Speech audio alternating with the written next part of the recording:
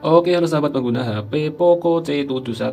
Nah, di sini saya akan bagikan trik ya, cara cek kerusakan layar ya, atau cara kode cek layar di HP Poco C71 itu seperti apa.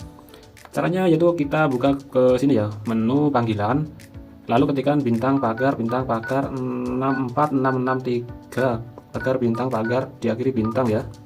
Nah, di sini ada pilihan untuk mengecek seperti ini. Touch sensor ini untuk mengetes layar ya, touch sensor, dan display ini juga.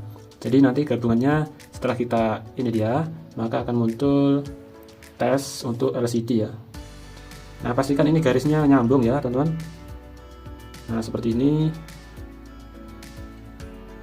Pastikan garisnya nyambung atau tidak terputus-putus. Nah, ini otomatis tes LCD ya. Pastikan warnanya ini tidak ada yang aneh atau tidak ada baret di warna-warna tertentu. Misalnya warna hijau normal, warna biru normal semua. Kalau udah seperti itu ya berarti normal ya teman-teman.